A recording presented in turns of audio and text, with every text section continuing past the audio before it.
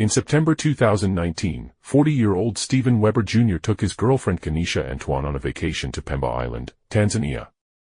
The two had been together for some time, and Stephen had quietly decided that this trip was going to be the one. He already had the ring. He already knew what he wanted to say. All he needed was the perfect way to do it.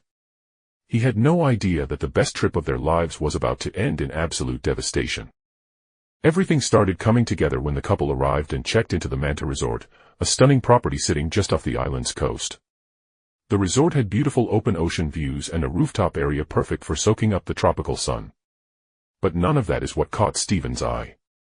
What stopped him was the underwater room, a fully submerged suite with glass panels on all sides, giving guests a complete view of the ocean life drifting around them. The moment Stephen saw it, the plan clicked into place. He strapped on a pair of goggles, slipped a handwritten note and an engagement ring into a sealed Ziploc bag, and lowered himself into the water while Kanisha was inside the room below. What does that say? Oh, it's so cute.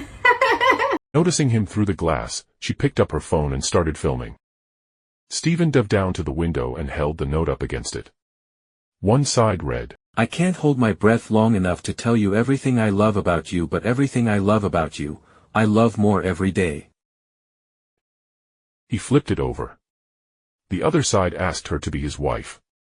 Then he reached into the bag and held the ring up so she could see it clearly.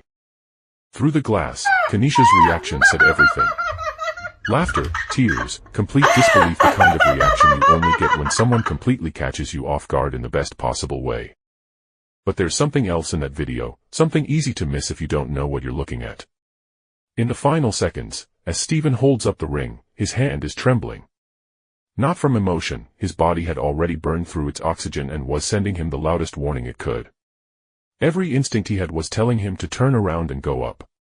Instead, he held the ring steady a moment longer, making sure she could see it, making sure the moment was everything he'd imagined. Then he turned and headed for the surface. Kanisha stopped recording and sprinted upstairs, ready to give him her answer the second he came up. She burst out onto the surface level and scanned the water. He wasn't there. She checked the rooftop. Nothing. The ocean around her was completely calm, completely undisturbed, as if nothing had happened at all. Panic set in fast. She shouted for help and nearby locals immediately jumped into search. It took longer than anyone wanted. When Stephen was finally located, he was floating motionless in the water. By the time they pulled him out and began CPR, too much time had passed. Nothing they did could bring him back.